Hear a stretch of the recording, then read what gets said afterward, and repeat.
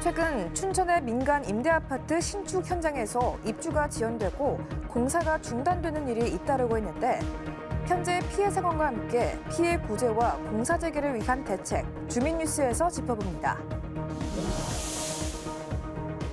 겨울철 침묵의 살인자 일산화탄소, 난방기구를 사용하다 무색 무취의 유해가스가 노출, 사망에 이르기도 하는데 과연 예방법은 무엇인지 겨울철 일산화탄소 중독 주의사항 알려드립니다. 국민생선 명태 살리기 프로젝트가 시작된 지 10년. 하지만 이렇다 할 성과가 없어 실효성 논란에 휩싸였다는 소식과 명절 연휴 휴가철이면 반려동물 유기가 급증하고 있다는 소식 등 한 주를 뜨겁게 달군 돈의 현황과 이슈, 주간 뉴스픽에서 깔끔히 정리해드립니다. 강원 남부권 최대 수건 사업인 영월 삼척 고속도로 사업이 예비 타당성 조사를 통과하면서 지역 발전에 대한 기대감이 커지고 있는데 해당 지역구인 이철규 국회의원과의 대담을 통해 영월 삼척 고속도로 예타 통과 의미와 기대 효과, 네트워크 현장인에서 전해드립니다. 올해부터 내년까지 지정된 강원 방문의 해. 관광객 2억 명 시대를 위한 강원 관광재단의 역할이 그 어느 때보다 중요한데 이슈토크에선 최성현 강원 관광재단 대표이사를 초대해 다양한 관광 활성화 방안 알아봅니다. 네, 여러분 안녕하십니까? 뉴스 그 이상의 뉴스, G1 뉴스쇼 김우진입니다. 자, 마침내 28년의 긴 기다림에 마침표를 찍게 됐습니다. 기획재정부는 오늘 재정사업평가위원회를 열고 동서육축 고속도로의 마지막 미개통 구간인 영월 삼척 고속도로 사업의 예비 타당성 조사를 통과시켰습니다. 동서육축 고속도로는 평택에서 삼척을 잇는 광역교통망 사업으로 평택 제천 구간만 개통됐을 뿐 제천 영월 삼척 구간은 28년이 지난 지금까지 답보 상태였는데요. 이번 예타 통과를 계기로 강원 남부권은 접근성이 개선되고 지역 경제가 활성화될 것으로 기대를 모으고 있습니다. 그동안 지역 주민들과 정치권이 똘똘 뭉쳐서 힘을 모은 결과가 아닌가 싶은데요. 잠시 후 국회 연결해서 보다 자세한 이야기 들어보도록 하겠습니다. 자, 그럼 한 주간의 주요 뉴스 속 현안과 이슈를 빠르고 쉽게 짚어보는 G1 뉴스쇼 지금 시작하겠습니다.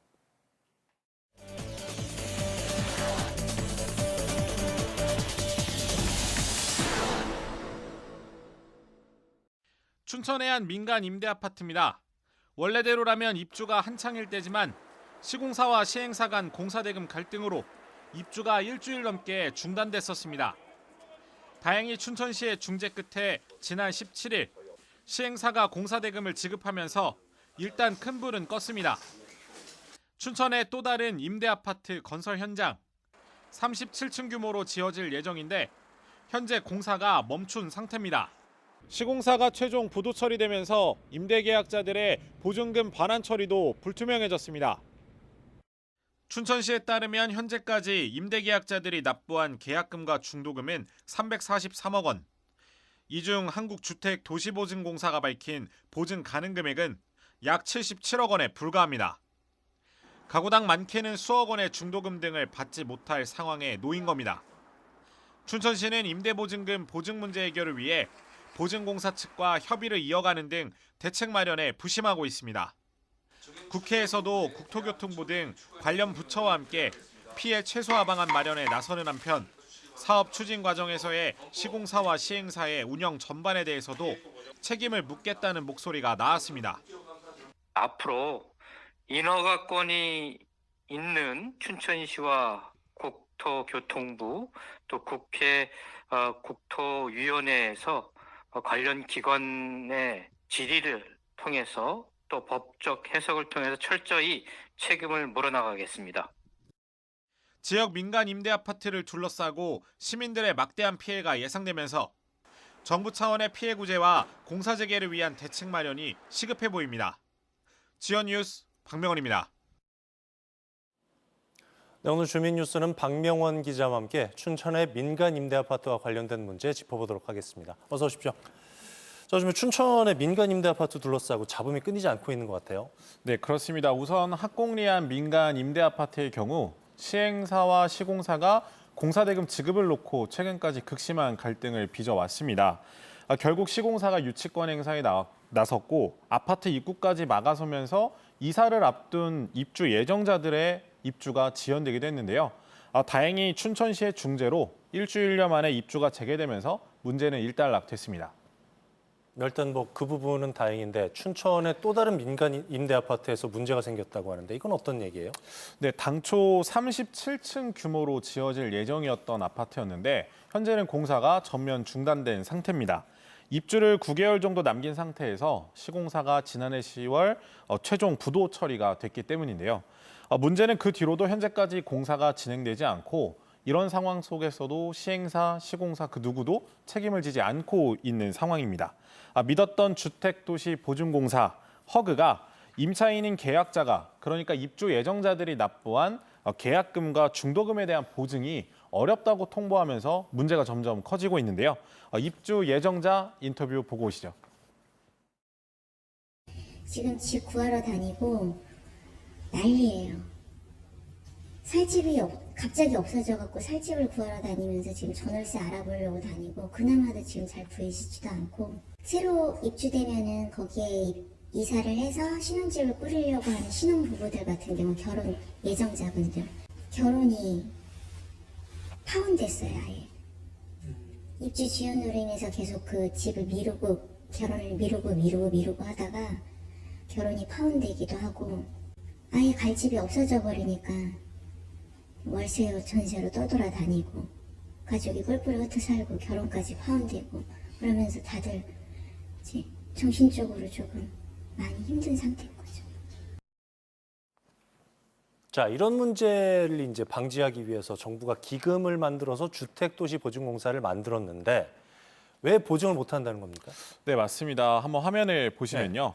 2021년 2월 보증공사가 시행사에 발행한 당시 임대보증금 보증서에는 총 보증금액이 385억 9,500만 원으로 되어 있습니다. 네. 또 보증회사는 임대보증금 세부산출 내역상 동호수별로 구분 기재된 보증금액을 한도로 하여 보증 책임을 부담합니다라는 문구도 들어가 있는데요.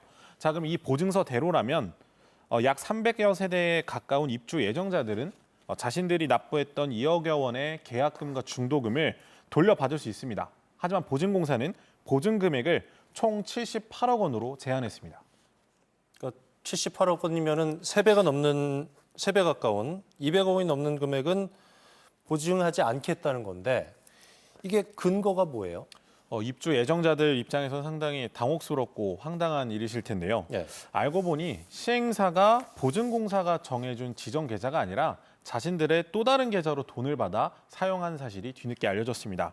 입주민들은 시행사가 보증공사가 정해준 지정 계좌에 추후 입금하겠다는 약관을 믿고 보증서 발급 전 계약금 등 돈을 납부했는데 시행사가 이 같은 약속을 어긴 셈인 건데요. 당시 작성된 계약서를 보시면요. 네.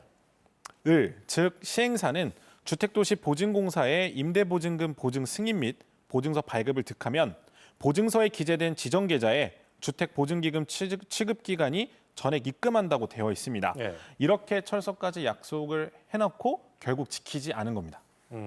이게 입주민들 입장에서 봤을 때는 상당히 억울한 일인데 그럼 주택도시보증공사는 아무런 책임이 없습니까? 아닙니다. 앞서 보신 것처럼 보증공사는 380억 원이 넘는 보증서를 직접 발급을 했습니다. 그렇다면 본인들이 지정한 계좌에 보증서에 적힌 금액이 제대로 들어왔는지 상식적으로 확인을 해봐야 될 텐데 그런 확인은 없었습니다. 2억 원도 아닌 200억 원이 넘는 큰 돈이 약속과 달리 입금되지 않았음에도 몇 년간 아무런 조치를 취하지 않은 건데요. 규정상 자신들이 그렇게 할 이유는 없다라는 입장입니다. 본인들은 이처럼 책임이 없다고 항변하지만 이런 사정들을 볼 때 보증공사도 이 사태에 대한 책임을 면하기 어려워 보입니다. 자, 그렇다면은 대출을 시행해 준 이 은행 같은 경우에는 책임이 없어요?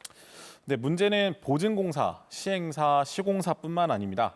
대출을 시행한 은행도 문제라는 지적이 나오고 있는데요. 보증공사가 지정한 계좌에 약 78억 원 입금된 사실은 앞서 말씀드렸습니다. 그렇기 때문에 보증공사가 적어도 이 78억만큼은 본인들이 보증을 하겠다, 지급을 하겠다는 입장인데요. 이처럼 처음에는 이 78억이라는 돈이 잘 입금이 되다가 중간에 문제가 생겼습니다. 보증공사가 지정한 계좌에 계약금과 중도금을 입금하다가 어느 순간 입금 계좌를 시행사의 또 다른 계좌로 바꾼 겁니다. 입주 예정자들은 입을 모아서 단 한 번도 이런 과정에 대한 동의를 구하거나 설명을 은행 측이나 시행사 쪽에서 한 적이 없다면서 거세게 반발하고 있는데요. 이런 부분들은 현재 고소고발이 진행된 상태로 빠른 경찰 수사가 필요해 보입니다. 정부기관인 주택보증공사의 안일한 관리감독, 시행사의 불투명한 사업 운영, 그리고 은행의 석연치 않은 대출 시행 등이 결국 이런 갈등과 문제를 초래를 했는데요. 하루빨리 책임 있는 조치들이 나오길 바라겠습니다. 네, 지금까지 주민뉴스 박명원 기자와 얘기 나눠봤습니다. 잘 들었습니다. 여러분의 집에 누군가 몰래 들어와 생명을 위협하고 있다면 어떠실 것 같나요? 그런데 이 범인은 보이지도 냄새도 나지 않습니다. 이른바 침묵의 살인자 일산화탄소입니다. 경찰과 소방당국은 고교생 집단 의식불명 사태의 가장 큰 원인으로 경찰과 소방은 텐트 안에 화로가 있던 점으로 밀어 경찰은 지난밤 화목 보일러가 가동됐던 점을 확인하고 일산화탄소 일산화탄소 중독에 사망한 무게를 두고 것으로 있습니다. 추정하고 있습니다. 지난 몇 년간 매년 수백 명이 일산화탄소 중독으로 목숨을 잃고 있습니다. 특히 겨울철엔 난방기구 사용이 늘면서 사고가 급증하는데요. 60% 이상이 주거시설에서 발생해 사고 위험이 일상을 위협하고 있는 것으로 분석됐습니다. 대부분의 사고는 주거시설에서 발생하며 우리의 일상에서 충분히 일어날 수 있는 일입니다. 지난 14일엔 횡성군의 한 아파트에서 휴대용 가스버너를 이용해 고구마를 굽던 A씨가 일산화탄소 중독으로 의식을 잃은 사고가 있었죠. 밀폐된 공간에서 가스레인지, 난로 등을 사용할 때, 캠핑이나 차 안에서 히터를 사용할 때, 제대로 정비되지 않은 보일러나 고장난 배기구 사용 시 일산화탄소가 발생하는데요. 일산화탄소는 무색, 무취의 기체로 이 기체는 산소 대신 혈액 속 헤모글로빈에 결합해 우리 몸을 점점 산소 부족 상태로 만들죠. 중독 초기엔 어지러움, 두통, 구토 등의 증상이 나타나며 심한 경우 의식을 잃고 목숨을 잃게 됩니다. 살아남아도 산소를 필요로 하는 장기가 심각하게 손상돼 기억상실, 운동 실조 등 중추신경계에 후유증을 남기기도 합니다. 한국가스안전공사에 따르면 일산화탄소 농도가 800ppm 이상으로 오른 경우 두통, 메스꺼움, 구토 증세를 호소하다가 의식을 잃게 되고 농도 1600ppm 이상의 일산화탄소에서 노출 시 2시간 안에 사망에 이를 수 있습니다. 그렇다면 어떻게 예방할 수 있을까요? 경보기가 일산화탄소를 감지했습니다. 센서가 250ppm 이상의 일산화탄소 수치를 인식한 겁니다. 아무런 냄새도 연기도 나지 않는 일산화탄소는 경보기를 통해서만 확인할 수 있습니다. 일산화탄소 감지기로만 감별이 가능하므로 난방기구 사용 시 감지기를 비치해두고 정기적으로 작동 여부를 점검하는 것도 중요합니다. 전문가를 통해 난방 시스템, 석탄 연소기구, 온수 및 기타 가스를 점검하고 이상이 있으면 즉시 수리해야 합니다. 밀폐된 공간에서 난방기구의 사용은 지양하며 적절한 환기를 통해 공기를 순환시켜야 합니다. 최근 캠핑장에서 난방 텐트를 사용하다가 일산화탄소 중독으로 의식을 잃은 사례도 꾸준히 보고되고 있는데요. 날씨가 쌀쌀해지는 11월부터 일산화탄소 중독 사고가 증가합니다. 가스를 사용하는 난방기구 대신 전기장판과 같은 안전한 난방기구를 사용하는 것이 좋습니다. 일산화탄소 중독은 누구에게나 일어날 수 있습니다. 한순간의 부주의가 치명적인 결과를 낳을 수 있죠. 일산화탄소 감지기 설치, 환기, 그리고 정기 점검은 선택이 아닌 필수입니다. 여러분의 가정과 생명을 지키기 위해 작은 습관부터 바꿔보는 건 어떨까요?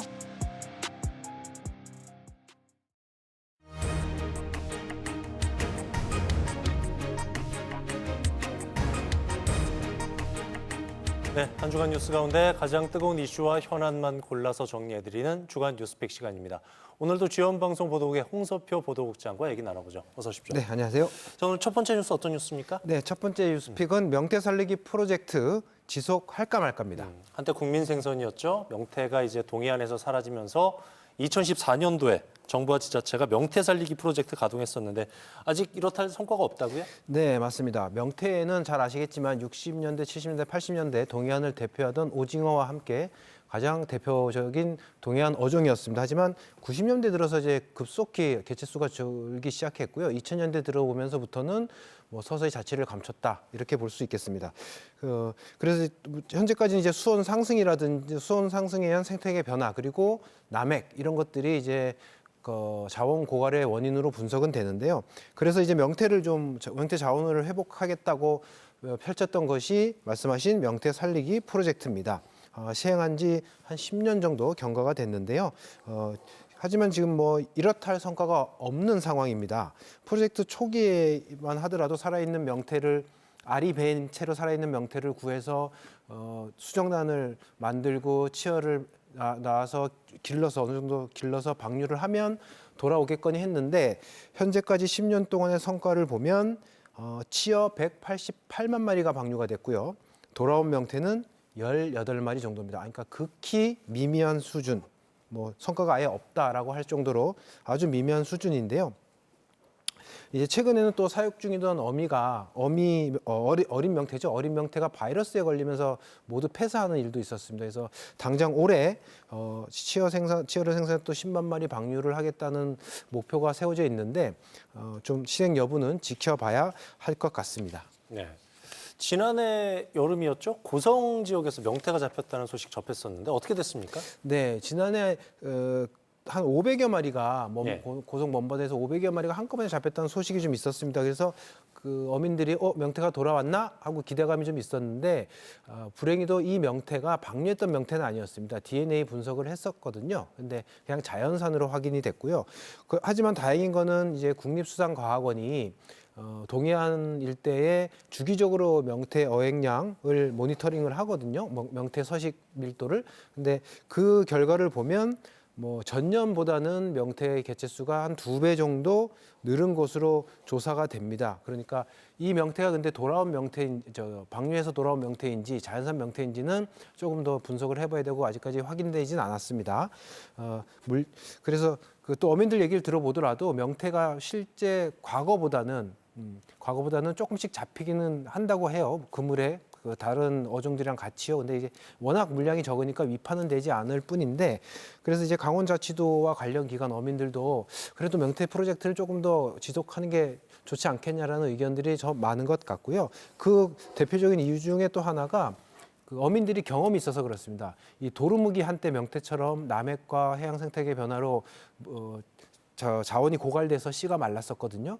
똑같이 명태처럼 치어 방류를 수년간 이어서 했거든요. 그래서 어느 순간부터 도루묵이 동해안에서 안 잡히다가 많이 나기 시작해서 최근에는 겨울철이 되면 도루묵이 대표적인 또 동해안 어종이 됐거든요. 이 경험이 있기 때문에 어민들도 명태에 대한 미련이 좀 있으신 것 같습니다. 네. 국민 생선이었습니다. 명태가 동해안으로 하루빨리 좀 많이 왔으면 좋겠습니다. 다음 뉴스 어떤 뉴스인가요? 네, 두 번째 픽은 버려지는 반려동물 연휴 때 급증입니다. 그러니까요. 곧 있으면은 설 연휴인데 이렇게 연휴 때 버려지는 반려동물이 그렇게 많다 그러네요. 네, 맞습니다. 이 명절이나 연휴 휴가 기간 이럴 때 특히 이제 반려동물 유기가 많은데요. 뭐 최근 2년간 발생한 전국 유기동물이 한 28만 8천여 마리 정도 되는데 이 중에 상당수는 이 연휴, 그다음에 휴가 이런 때에 버려진 유기동물로 추정이 됩니다. 또 이렇게 버려진 유기동물의 절반가량은 입양되거나 자연사하지 않고 소위 말해서 인위적인 안락사가 되거든요. 그러니까 좀 슬픈 일인데요. 또 이렇게 유기가 많은 이유를 이제 전문가들은 연휴나 이런 휴가 기간에 반려동물을 위탁 관리하는 비용이 발생하니까 이 부담 때문에 그냥 유기하지 않나라고 보고 있습니다. 그래서 그 유기동물 보호센터 같은 경우는 이제 설 연휴나 추석 연휴 이렇게 명절 연휴가 지나고 나면 그 보호소가 비좁을 정도로 버려진 반려동물들이 유기된 반려동물들이 너무 많이 들어와서 아주 그 관리가 아주 힘든 정도라고 합니다. 반려동물을 유기하는 행위에 대해서 좀 처벌이 강화돼야 될 것 같긴 한데 어떻게 보세요? 맞습니다. 지난 2021년 반려동물 유기하면 300만 원 이하의 벌금을 부과하도록 했는데요. 네. 이 규정이 시행된 이후에 처벌된 거는 지난해 중순까지 뭐 전국적으로 20건이 채 안 됩니다. 그러니까 거의 뭐 처벌이 되지 않고 있다 이렇게 볼 수 있겠고요.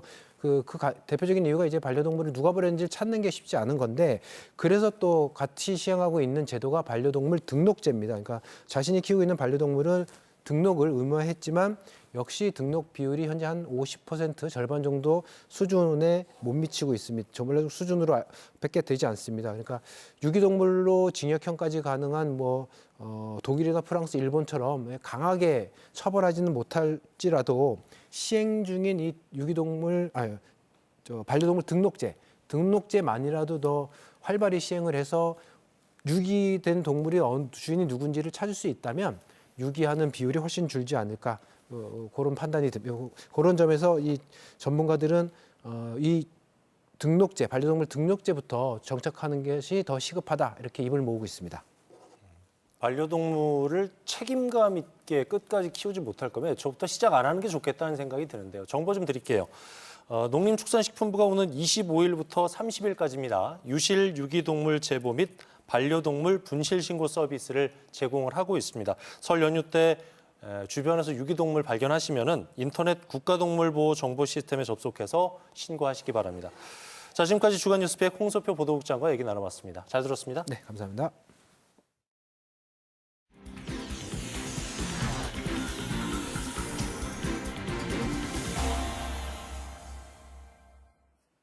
네, 주요 뉴스쇼 함께하고 계신 지금 시각 7시 1분 지나고 있습니다.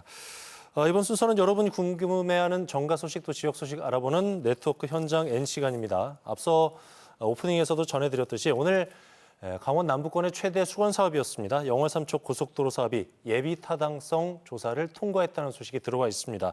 오늘 네트워크 현장 N에선 김도한 기자가 해당 지역구 국회의원이죠. 이철규 국회의원 만나서 예타 통과의 의미 그리고 기대 효과 등에 대해서 자세히 얘기 들어봤습니다. 화면으로 만나보시죠. 네, 강원도에 오늘 오래된 현안 하나가 해결됐습니다. 영월 삼척 고속도로 사업의 예비 타당성 조사가 통과됐습니다. 예, 그간 애써온 지역구 국회의원이자 국회 산자위원장이신 이철규 의원 모시고 함께 이야기 나눠보겠습니다. 네, 안녕하세요, 의원님. 네, 반갑습니다. 네. 말씀드렸지만 지역에 참 큰 현안 하나 풀렸습니다. 네.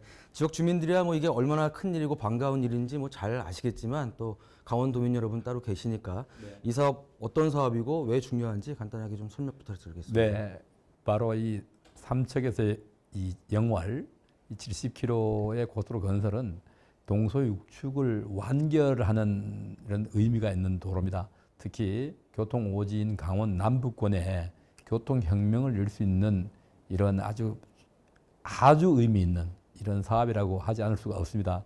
1992년도 국토종합계획에 반영된 이래 30여 년 만에 이제 본격적으로 이 사업이 궤도에 오르게 됐다. 앞으로 우리 지역에 폐광과 더불어 준비하고 있는 폐광 대체 산업, 또 특히 동해와 삼척의 수소 클러스터 사업, 또 이외에도 관련 산업들과 이 시너지 효과를 발휘해서 우리 지역 발전에 큰 동력이 될 것이라 이렇게 믿어 의심치 않습니다. 네, 개인적으로는 기억나는 게 이맘때였던 것 같은데 몇 해 전에 의원님께서 이제 유권자들한테 이렇게 지역 주민들한테 보낸 문자에서 이 사업 5개년 계획 중점 사업에 포함됐다 이렇게 홍보했던 게 기억나는데 그게 벌써 몇 해 전이니까 꽤 오랫동안 공을 들여온 사업 같습니다. 네, 그러니까 한 3년 전이죠. 네, 3년 전에 3년 전에 제가 이걸 삼척과 영월 구간을 우리 제2차 고속도로 건설 계획에 중점 구간으로 반영시켰다고 우리 지역 주민들께 보고를 드린 것 같습니다. 3년 만에 이런 결과를 얻게 돼서 매우 기쁩니다. 네, 아까 30년 이렇게 말씀을 하셨는데 사실 이게 경제성이 워낙 낮다 보니까 이게 쉬운 사업은 아니었던 것 같은데 어떤 식으로 이제 노력을 많이 하셨을까요? 네, 그러니까 원체 경제성이 낮다 보니까 정부도 무리하게 추진하기 어려웠을 것입니다. 그렇지만 지난 20대 대통령 선거 당시 윤석열 후보의 강원도 핵심 공약이었고요. 그런 관계로 이 추진에 주동력을 얻을 수 있었다.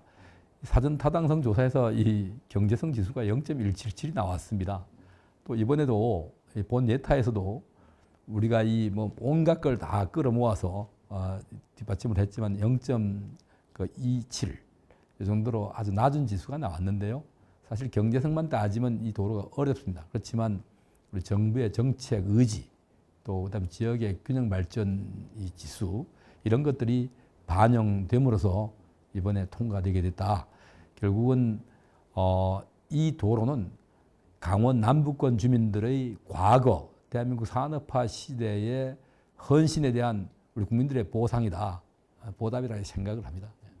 어쨌든 30년 된 수건 사업이 이번에 해결이 된 셈이니까 뭐 지역 주민들 당연히 기대가 크겠지만 강원도 전체로서도 큰 변화가 올 것 같습니다. 어떤 기대 효과 생각할까요? 네, 우리가 국토 전국적으로도 균형 발전이 이루어져야 되겠지만 우리 강원도라고 하는 또 한 자치단체를 놓고 볼 때도 균형 발전이 이루어져야 됩니다. 그동안 우리 강원도가 춘천과 원주, 강릉을 축으로 하는 지역 발전에 이번에 지금 추진되고 있지만 속초까지 고속철이 들어가면서 이런 축이 형성됐습니다만은 강원 남부권 영월이라든가 정선, 태백, 삼척을 잇는 이런 교통망의 부재가 이 지역의 경쟁력의 발목을 잡아왔습니다. 이런 것을 극복할 수 있는 획기적인 전개가 될 것이다, 이렇게 생각을 합니다. 그러니까 뭐 폐광지 말씀해 주셨으니까 사실 이제 폐광 지역은 경제를 좀 회생해야 될 필요가 있는 지역인데 그 열쇠는 사실 강원랜드가 주고 있다고 생각을 하거든요. 이런 대규모 SOC가 확충되면서 이제 강원랜드의 경쟁력 강화에도 좀 도움이 될 것 같은데요. 네, 강원랜드가 그동안 폐광 대체 산업으로 이렇게 유치되면서 지금 20년이나 30년이 되어 갑니다. 이런 강원랜드는 사실상 어찌 보면은 정부의 규제 속에서 온실 속의 꽃이나 마찬가지 아닙니까? 자생력이 사실 정부의 규제에 있었다고 볼 수밖에 없는데요. 이제는 우리 2027년이 되면은 일본의 오사카의 오픈 카지노도 오픈이 됩니다. 이제는 국내에는 경쟁 기업이 없지만은 바로 인접해 있는 일본의 오사카, 또 조금 더 떨어져 있지만은 필리핀이라든가 또 마카오 같은데 이런 대규모 복합 리조트와 경쟁을 해야만 합니다. 이런 경쟁에서 뒤처지지 않고 우리 강원도의 대표 기업으로 계속 자리 잡고 가려면은 이런 교통망의 확충이 절대적으로 필요하다. 지난해 강원랜드의 영업 방식이라든가 또 규모에 대한 확충은 있었습니다. 앞으로는 그 정도의 확대가 아니라 세계적 경쟁력을 갖출 수 있는 대폭적인 규모의 이 확대가 이루어져야 되고 그것을 또 이어서 추진하고자 합니다. 네.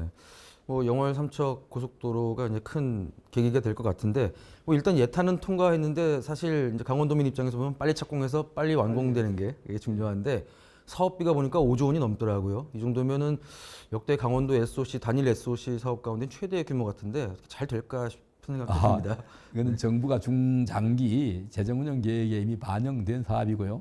다만 이게 2034년까지 준공토록 되어 있는데 이 시간을 더 단축시켜야겠죠. 더 단축시켜서 결국은 정부의 재정 투입의 우선순위에서 밀리지 않도록 만드는 것이 지역에서 뽑아놓은 일꾼들의 몫이 아닌가 생각을 하고 1년이라도 더 단축시킬 수 있도록 모든 노력을 다하겠습니다. 네. 사실 뭐 의원님 계시고 뭐 강원도민 염원도 있고 강원도도 노력을 많이 해서 잘 될 거라고 생각도 했고 그런 얘기를 들었었는데 마지막에 살짝 좀 걱정이 됐던 건 사실이에요. 이제 거의 끝나간다, 잘 된다 하는데 막판에 좀 정치적 불확실성이랄까요? 이런 것들이 커졌잖아요. 뭐 계엄이고 탄핵이고 이런 국면이 이제 정상적인 국정은 아니니까요. 좀 걱정 많이 했었습니다. 어떠세요? 저도 발벗고 잠을 자기가 힘들었습니다.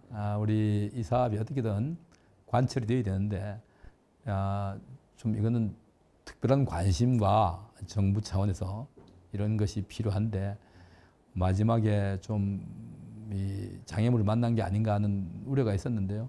우리 지금 대통령 직무를 대행하고 있는 최상목 권한대행이 시작부터 이 사업에 대한 중요도와 이런 필요성을 인식하고 계셨기에 무난히 차질 없이 결정이 된 게 아닌가 생각을 합니다. 네. 뭐 내친김에 이제 정치 이야기 안 여쭤볼 수가 없는데 사실 이제 작년 12월 3일 비상계엄 이후로 이제 강원도나 마찬가지고 우리 국민들 모두가 헌정사상 초유의 일들을 거의 이제 매일 겪고 있습니다. 누굴 지지하고 말고를 떠나서 다 불행한 일이다 이렇게 생각이 되는데요. 어떻습니까? 의원님 보시기엔 이런 위기 또 이런 분열 이런 것들이 어떤 방향으로 풀어나가는 게 맞을까요? 네, 저기 참 애석한 일입니다. 있어서는 안 될 일이었고 없는 게 좋았죠. 우리 정치가 극단적으로 대립하고 하다 보니까 또 이런 극단적인 어떤 일이 생긴 것 같습니다. 안타까운 일이고 여기에 대해서는 정치를 현재 하고 있는 특히 여당의 국회의원으로서 우리 지역 주민들께 안타깝고 송구하다는 말씀을 드릴 수밖에 없습니다. 그렇지만 이런 일들이 발생했을 때 이 일을 처리하는 방식이 우리가 정해놓은 이 법과 또 제도의 틀 내에서 이루어져야 된다. 그 적법 절차가 이루어지면서 처리를 할 때 이 국민적 분열과 갈등이 최소화될 수 있다 생각을 합니다. 그래서 저는 그런 부분에 대해서 늘 우리가 이 잘못을 처리하는 방식 또 이런 사후 처리 방식이 초법적인 방식으로 이루어져서는 안 된다라는 생각을 가지고 있습니다. 그래서 이 입장에 따라서는 듣기가 좀 거부하신 분들도 계실지 모르겠습니다만은 우리가 이 사후 처리가 이 여야 또 그다음에 이것을 탄핵을 찬성하고 반대하는 이 국민들 간에 이 결론이 어느 쪽도 시비를 걸지 못할 정도의 공정하고 객관적인 방식으로 해결됐으면 좋겠다는 생각을 가지고 있습니다. 노력하겠습니다. 네, 의원님 오늘 말씀 잘 들었고요. 마지막으로 이제 곧 설 명절인데 우리 도민 여러분들께 설 덕담 간단히 부탁드리겠습니다. 네, 우리 존경하는 강원 도민 여러분, 이제 우리 민족 최대 명절인 설날이 곧 다가옵니다. 설 명절을 앞두고 우리 도민 여러분께 이런 기쁜 소식을 전할 수 있게 돼서 매우 의미 있게 생각을 합니다. 설 명절 때 우리 가족 친지들이 모여서 이런 우리 지역의 미래를 논하면서 의미 있는 명절을 보내시기 바랍니다. 우리 강원도민 모든 분들께 늘 건강과 행복이 함께 하시기를 기원드립니다. 감사합니다. 네, 의원님 오늘 자리해 주셔서 고맙습니다. 네, 감사합니다.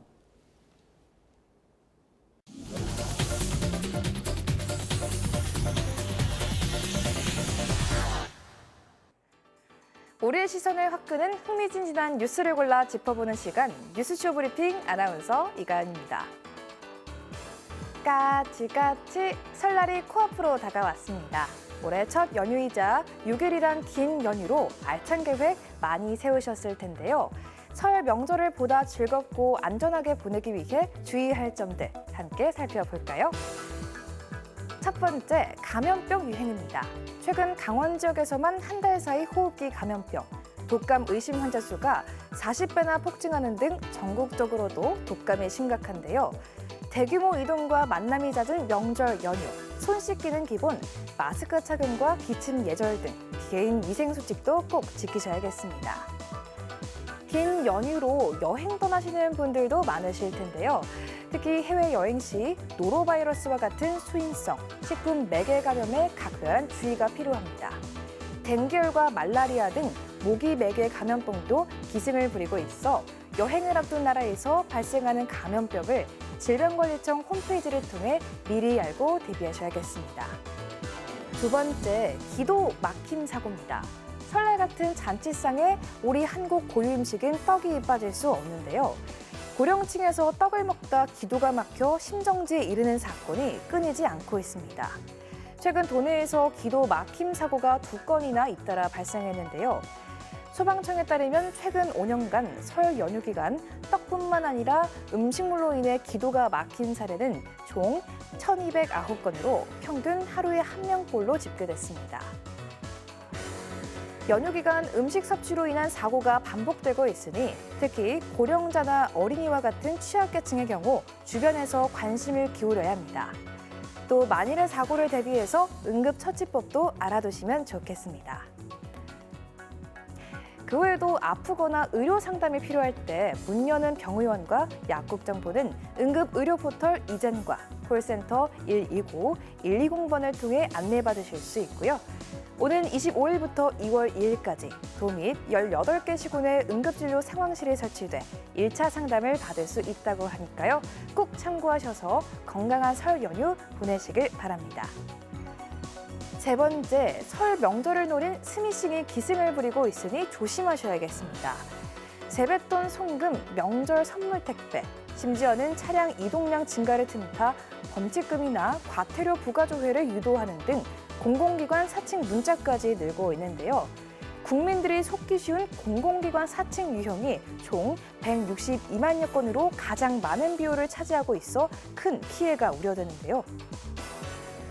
혹시라도 출처가 불분명한 문자를 받은 경우 스미싱 확인 서비스를 통해 진위 여부를 꼭 확인하시고 문자 사기 등 피해를 입었을 땐 112에 신고하거나 경찰청 사이버 범죄 신고 시스템을 통해 온라인으로도 피해 신고가 가능하니까요. 연휴 동안 주의해야 할 점들 미리 알아두고 잘 대비해서 안전하고 따뜻한 설 명절 보내시길 바랍니다. 지금까지 뉴스쇼 브리핑 아나운서 이가연이었습니다. 네, 계속해서 도내 주요 인사와 화제 인물 초대해서 얘기 나눠보는 이슈 토크 시간입니다. 강원자치도가 2025년과 2026년을 강원 방문해로 정하고 관광객 2억 명 시대를 열겠다고 밝혔습니다. 이를 위해선 강원관광재단의 역할이 무엇보다 중요해진 시점인데요. 그래서 오늘 이슈 토크에선 최성현 강원관광재단 대표와 함께 올해 강원관광산업의 발전 방향에 대해서 자세히 얘기 나눠보도록 하겠습니다. 어서 오십시오. 네, 안녕하세요. 새해 복 많이 받으세요, 대표. 네, 새해 복 많이 받으세요. 며칠 후면 이제 민족 최대 설 명절이 되는데 설 인사 좀 부탁드릴게요, 도민 여러분께. 네, 안녕하십니까. 강원관광재단 대표이사 최성현입니다. 며칠 있으면 민족 최대의 명절인 설 명절을 맞이하는데요. 모든 시름 잊으시고 우리 도민 여러분이 행복했으면 좋겠고요. 특히나 2025-26 강원 방문회를 맞이해서 우리 대한민국 관광수도 강원 특별자치도를 많이 찾아주셔서 설 명절 동안 천혜의 환경 속에서 힐링도 좀 하시고 가족들과 즐거운 시간을 많이 가졌으면 좋겠습니다.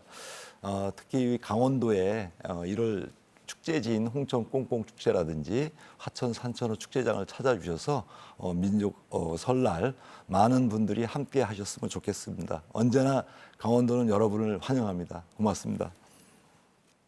네, 말씀해 주신 것처럼 이제 올해와 내년이 강원 방문해로 정해졌는데 어떤 배경과 이유로 정해졌는지 궁금합니다. 네, 저희들이 강원 방문회를 선포하게 된 계기는 2023년도에 저희가 세계살림 엑스포를 성공적으로 치렀고요.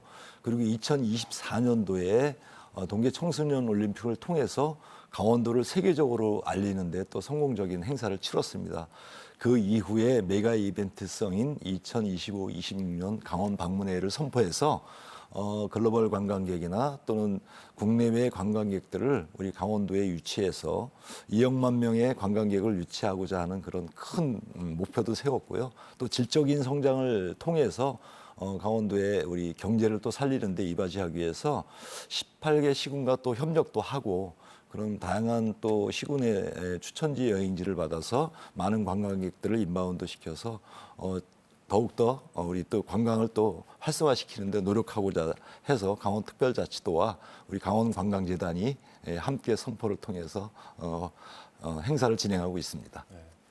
어쨌든 2025-2026 강원 방문의 해 지정을 통해서 관광재단의 역할이 참 중요해졌다고 볼 수 있을 텐데요. 네. 어깨가 무거우실 것 같아요. 어떠세요? 네, 맞습니다. 그 18개 시군과 함께하는 강원관광재단이고요. 또 강원 방문의 해 중점적인 목표는 많은 관광객들이 우리 강원특별자치도를 찾아줘서 우리 사계절 관광 또 수요 창출을 하고 또 지역균형 발전 차원에서 18개 시군을 아우르면서 경제 활성화를 이룩할 수 있는 게 관광 자원이라고 보고 있습니다. 또 지속 가능한 그 여행에서는 무엇보다도 또 지역 주민과 협력하는 사업이 중요한데요. 지역 주민들과 함께하는 관광 상품으로 모든 관광객들이 좀 만족하고 지속적으로 찾아올 수 있는 그런 가성비가 좋은 관광을 또 창출하기 위함이고요. 또 이런 관광 편의 시설과 인프라를 좀 확충해서 우리 관광객을 만족시킬 수 있는 그런 지역 참여형 그런 관광지를 좀 개발하고자 노력을 하고 있고요. 또 한 가지는 이제 세계적인 관광지로 도약하기 위해서는 우리 글로벌 관광 브랜드를 좀 만들어서 대한민국 관광 수도를 넘어서 대한민국 글로벌 관광 수도로 도약할 수 있는 그런 계기가 될 거라고 생각을 합니다. 지속적인 혁신과 발전을 통해서 우리가 관광 트렌드의 변화에 또 맞춰서 관광을 활성화시켜야 되겠다는 그런 사명감도 갖고 있습니다. 네. 관광객 2억 명 시대를 열어가려면은 정말 다양한 관광 활성화 사업들, 콘텐츠가 필요할 것 같은데 자세히 좀 설명해 주세요. 네, 맞습니다. 이달의 추천 여행지라는 그 18개 시군과 함께하는 사업들이 있습니다. 월별로 각 우리 도내에는 18개 시군이 존재하고 있는데요.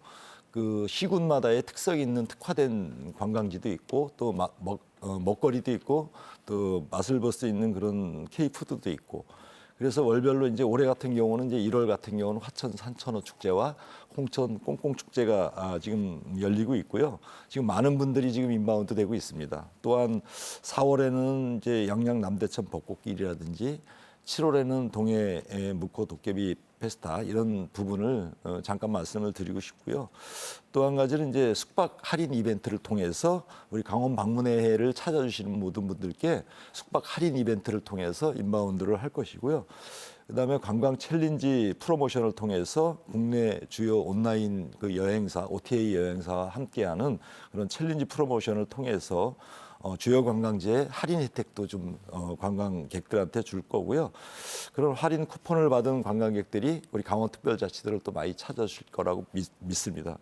또 하나는 이제 18개 시군의 1시군 1유명 방송을 통해서 특별 프로그램을 제작해서 시군을 또 홍보할 수 있는 그런 또 콘텐츠를 제작하고 있습니다. 이런 상품들을 좀 특화시켜서 외국인 대상으로 우리 K관광에 주요 문화와 관광은 우리 강원특별자치도라는 것을 좀 알리고 싶고요. 또한 내국인들 또 지역 특화 상품을 만들어서 체류형 미식 관광이라든지 캠핑 여행 상품 이런 부분을 개발을 해서 우리 많은 관광객들을 좀 만족시킬 수 있고 지속 관광을 할 수 있게끔 그렇게 준비 중에 있습니다. 예. 잠깐 언급해 주셨지만 외국인 관광객 목표가 이제 2억 명이기 때문에 외국인 관광객 유입도 상당히 중요해 보이거든요. 네. 양양국제공항을 활성화해서 좀 이렇게 유도하는 방법도 중요해 보이는데 어떻게 전망하세요? 네, 맞습니다. 양양공항이 그동안 중단이 돼 있었는데요. 저희들이 사실은 뭐 전세기를 통해서 그동안에 양양공항이 완전히 폐쇄됐던 건 아니고요.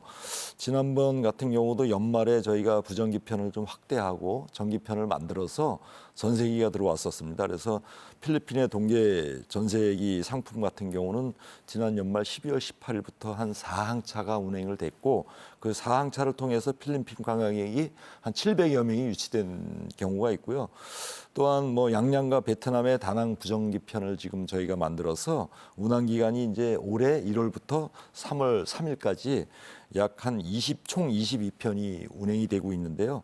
탑승률이 한 94% 이상이 좀 기록될 정도로 많은 부분에서 베트남 또 관광객들이 무사증 입국을 통해서 저희 양양공항을 활성화시킬 예정이고요. 또 이런 부분이 또 체류형 관광을 좀 만들 수 있다고 생각을 하기 때문에 지속적으로 양양공항 활성화에 열심히 또 하고 있고 파라타 항공이 아마 국토부 행정에 그런 절차를 밟게 되면은 조만간 제주도 항공 노선도 저희가 다시 재개될 거라고 보고 있습니다. 하지만 이제 여전히 좀 부족한 연계 교통망이라든가 숙박시설 부분에 대해서는 해결을 해야 될 것 같은데 해결 과제에 대해서도 좀 짚어주실까요? 네, 맞습니다. 강원특별자치도의 그 교통인프라와 숙박시설 같은 경우는 상당히 중요하죠. 근데 오늘 앞전에 좋은 소식이 있습니다. 그죠? 30년 네. 만에 수건 사업이었던 영월 삼척 고속도로가 또 예타를 통과했기 때문에 그런 부분이라든지 또 동해 중부선의 연말에 기차가 또 놓여가지고 지금 동해 중부선이 개통이 됐습니다. 이런 부분에서 말씀 주신 대로 교통 인프라는 반드시 이 관광객을 위해서 필요하고요. 또한 지금 말씀 주신 대로 숙박 시설에 대한 부분도 저희가 18개 시군에 골고루 숙박 시설을 갖추고 있었으면 좋겠는데 시군별로 좀 부족한 부분도 있고 또 예를 들어서 동해안권이나 올림픽을 치렀던 도시에서는 숙박이 그래도 어느 정도 관광객을 충당을 할 수 있는 여건이 되는데요. 숙박 시설에 대한 부분은 분명히 체류형 관광을 늘릴 수 있기 때문에 반드시 필요한 부분이라고 생각을 합니다. 이런 부분을 지자체에 저희들이 많은 그런 부분에 대해서 강조를 하고 있고 아마 지자체장들께서 그런 부분은 좀 협조를 좀 해주신다면은 강원특별자치도가 교통인프라 개선과 함께 숙박시설이 충당이 돼서 체류형 관광을 활성화시킬 수 있는 그런 부분을 담당할 거라고 생각을 하고 있습니다. 서울에서 이제 원주, 부산을 오가는 중앙선 복선화, 또 강릉에서 부산을 잇는 동해선이 완전히 개통이 됐지 않습니까? 네. 동해나 접근성이 이제 개선이 된 건데 관광객 늘어날 것으로 보이고요. 해양 관광 활성화 방안에 대해서도 좀 들어보고 싶습니다. 네, 지금 말씀 주신 대로 동해중부선 부산하고 삼척이 연말에 개통이 됐는데요. 지금 제가 오기 전에 현황을 보면은 거의 열흘 만에 한 12,000, 3,000명이 올 정도로 매일 그 철도에 모든 관광객이 꽉 차서 지금 부산을 통해서 포항을 통해서 삼척과 강릉까지 오는 수요가 있고요. 또 이런 부분에서 사실은 동해안권 6개 시군이 있는데 철도 노선을 통해서 오는 부분에 대해서 우리 강원관광재단이 글로벌 제2청사에 해양센터를 개소했습니다. 그래서 해양관광 레저라든지 동해안권에 있는 관광 콘텐츠를 활성화시키기 위해서 많은 노력 중에 있고요. 또 이런 많은 관광객이 옴으로써 6개 시군이 보다 더 활성화될 수 있을 거라고 저는 믿고 있습니다. 네. 최근에는 생활인구 개념이 중요해지는 것 같아요. 작년에 강원 워케이션 통해서 8만 명이 넘는 생활인구를 유치했다고 들었는데 올해 강원 워케이션 사업은 어떻게 추진이 됩니까? 네, 맞습니다. 작년에 대비 보면은 목표 대비 한 5만 명이었는데 한 8만 8천 명이 와서 저희가 목표 대비 한 176%를 초과 달성한 부분인데요. 이런 워케이션 부분은 사실 일과 휴가를 병행하는 건데요. 시설 면에서 우리 천혜 환경과 그리고 그분들이 일을 할 수 있는 또 일 공간까지 저희가 준비를 했고요. 이런 부분이 강원도 강원관광재단에서 최초로 시도를 해서 워케이션 사업이 강원도 같은 경우는 활성화되고 있고 지금도 올해는 이제 이런 부분에서 저희가 지금 준비를 하고 있습니다. 경제적 파급 효과로 보면은 지난번 한 100억 이상의 또 경제적 효과를 이뤘고요. 이런 부분에서 워케이션 사업은 올해에도 열심히 또 저희가 준비하고 있고 속초 같은 경우는 이제 직영으로 진행을 하기 위해서 지금 준비 중에 있고요. 재단의 역할은 이 워케이션에 대한 홈페이지 및 온라인 플랫폼을 좀 준비해서 다양한 홍보와 함께 또 비예산을 통해서 모객 활동을 진행할 준비를 하고 있습니다. 네. 자, 끝으로 못하신 말씀 있으시면 정리 말씀 간략하게 듣겠습니다. 네, 기회를 주신다면 이제 마지막으로 저희가 2025-26년은 야심차게 우리 강원특별자치도가 글로벌 관광 수도로 거듭나기 위해서 준비했습니다. 이달의 추천 여행지를 통해서 1월부터 12월까지 준비된 그런 관광을 저희 관광재단 홈페이지를 통해서 많은 분들이 찾아왔으면 좋겠고요. 강원도민들과 함께 우리 관광객을 맞을 준비가 잘 돼 있습니다. 친절하게 그리고 바가지 요금이 없는 그런 강원 특별자치도의 관광 프로그램을 만들겠습니다. 많은 분들이 우리 강원 특별자치를 찾아주셔서 우리 강원도를 즐겼으면 좋겠고요. 힐링할 수 있는 그런 시간들 저희들이 꼭 만들겠습니다. 언제든 환영합니다. 감사합니다.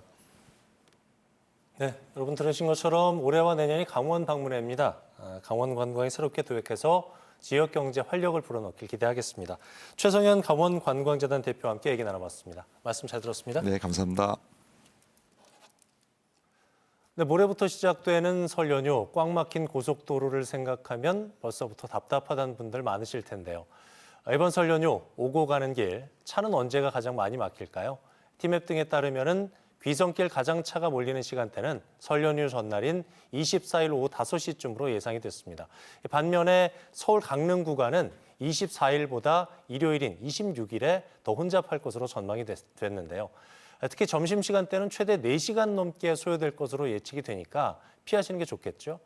한편 귀경길은 설 당일인 29일 오전 7시부터 교통이 혼잡해서 정오부터 정점에 달할 것으로 전망이 되니까요. 참고해서 끝까지 안전운전하시고 건강하고 행복한 설 명절 보내시기 바랍니다. 뉴스 그 이상의 뉴스 G1 뉴스쇼 저희가 준비한 소식은 여기까지입니다. 따뜻한 정시간 보내십시오. 고맙습니다.